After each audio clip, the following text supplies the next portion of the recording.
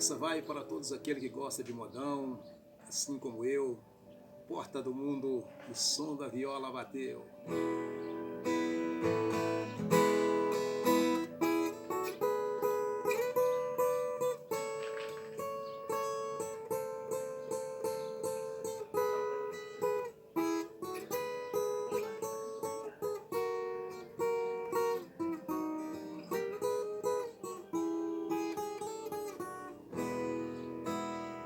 O som da viola bateu no meu peito, doeu, meu irmão.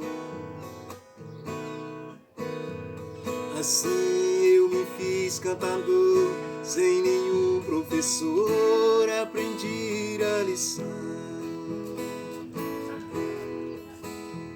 São coisas divinas do mundo que vem no segundo a sorte mudar,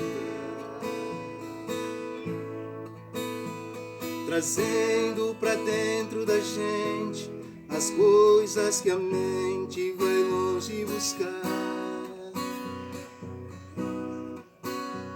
trazendo pra dentro da gente as coisas que a mente vai longe buscar.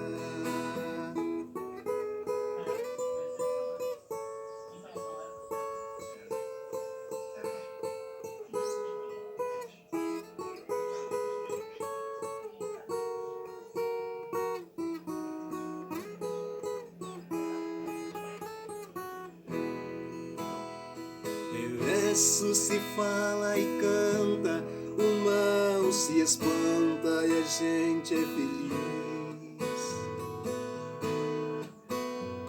No mundo das cimas e trovas, eu sempre dei prova das coisas que fiz. Por muitos lugares passei, mas nunca pisei em falso no chão. Cantando interpreto a poesia, levando alegria onde há solidão. Cantando interpreto a poesia, levando alegria onde há solidão.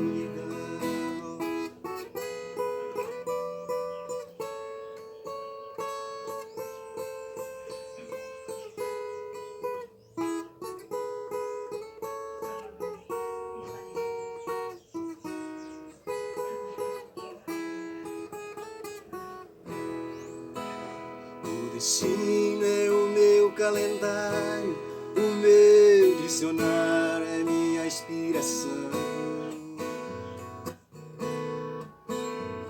A porta do mundo é aberta, minha alma desperta buscando a canção. Com minha viola no peito, meus versos são feitos pro mundo cantar.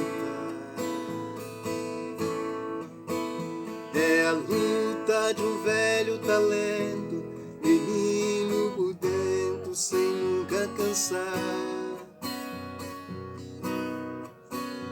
É a luta de um velho talento,